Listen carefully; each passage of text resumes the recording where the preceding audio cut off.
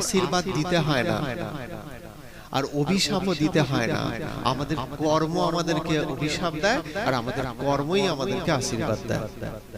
কর্ম সঠিক থাকলে জগতের কেউ আশীর্বাদ না দিক, আশীর্বাদ আপনা থেকেই ফলিত হবে। সাধুর চরণে পড়ে গিয়ে আমি দুপা ধরে বললাম আমাকে আশীর্বাদ করুন, আশীর্বাদ করুন। সাধু বললেন হ্যাঁ ঠিক আছে, ভালো থেকো বাবা। আমি ভালো থেকে যাব? আমার কর্ম যদি খারাপ হয়, আমি বাচ্চাদের খাবার জিনিসে ভেজাল করছি, ভেজাল মেশাচ্ছি, মানুষের প্রত্যেকটা খাবারের জিনিসে ভেজাল মেশাচ্ছি, আর আমি একটা মন্দির হচ্ছে, মঠ হচ্ছে, আমি সেখানে 1 কোটি টাকা দান করে ফেললাম, আমার সমস্ত পাপ ক্ষয় হয়ে গেল? মনে হয় সেটা? কিচ্ছু দান করতে হবে না। আপনি কৃপণই থাকুন, 1 টাকাও দান করতে হবে না, শুধু কর্মটা ঠিক করুন। কাউকে আশীর্বাদ করতে হবে না, কারো আশীর্বাদের জন্য হাত বাড়াতে হবে না। আপনার কর্মই আপনার আশীর্বাদ, আর আপনার কর্মই আপনার অভিশাপ। এটা আমাদেরকে মনে রাখতে হবে। তা বলে কি আমরা দান ধ্যান করবো না? সেটা বলছি না। দান ধ্যান যদি করতেই হয়, এই মাথার ঘাম পায়ে ফেলে যে রোজগার, সঠিক পথে যে রোজগার, সেই টাকাটা দান করো। রবীন্দ্রনাথের একটা আছে না, কবিতা ছিল, রবীন্দ্রনাথ সেই বলেছিলেন যে সে মন্দিরে দেব নেই।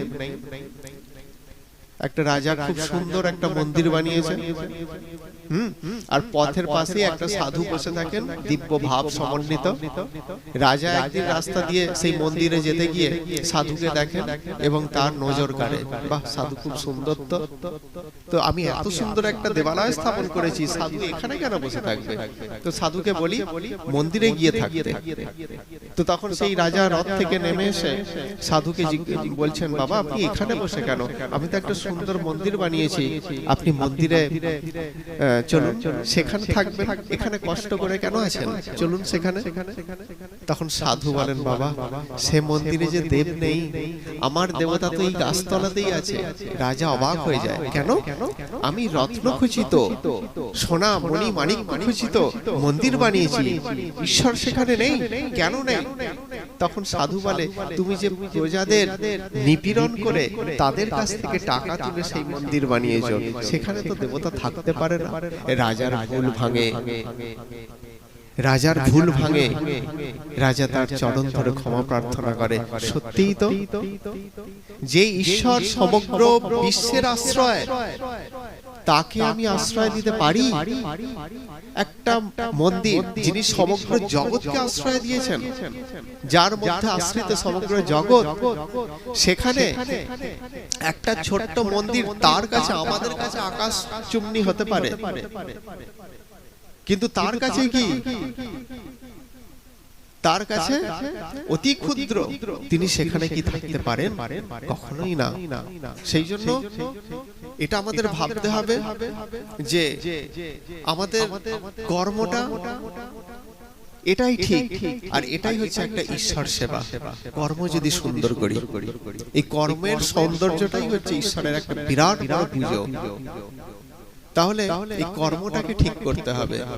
কর্মটাকে ঠিক না করে আমরা যতই দান ধ্যান করি, সেই ভগবান, আমি যদি অসৎ পথে রোজগার করে ভগবানের সেবার জন্য, ভগবানের সেবার জন্য কিছু দিই, ভগবান সেই জিনিসের দিকে ঘুরেও তাকাবেও না, তাকাবে না, কারণ আমাদের মধ্যে তার পেটের জ্বালা নেই।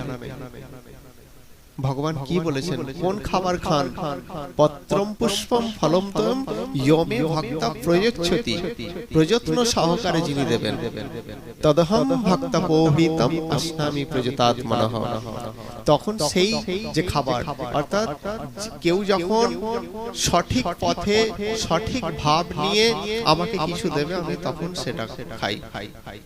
তোমার অসৎ পথে রোজগার, তোমার একটা ওষুধ কত মানুষের জীবনকে নষ্ট করে দিচ্ছে, কত মানুষকে বিকলাঙ্গ করে দিচ্ছে, আর তুমি পাপের ভয়ে 2 কোটি টাকা দান করে দিলে আমি তোমাকে সব ছেড়ে দেবো?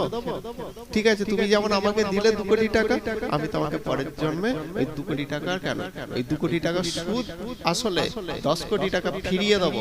কিন্তু অতগুলো যে মানুষকে তুমি, তোমার খাবার খেয়ে অতগুলো মানুষ যে অসুস্থ হলো, সেই অসুস্থটাও সুদে আসলে তুমি পাবে, দুটোই পাবে। তুমি 2 কোটি টাকা দিয়েছো আমাকে আমার সেবার জন্য, সেটা সুদ আসল সহ, যেমন আমি তোমাকে 10 কোটি টাকা দেব পরের জন্মে, যেমন এতগুলো মানুষকে তুমি অসুস্থ করেছো, তো এতগুলো মানুষের সুদ আসল সহ যে অসুস্থতা সেটাও তোমাকে পরের জীবনে কিন্তু দেব। সব কিছু যেটা দেবে সেটাই ফিরে পাবে, সেই জন্য দেওয়াটাকে ভীষণভাবে সুন্দর করতে হবে।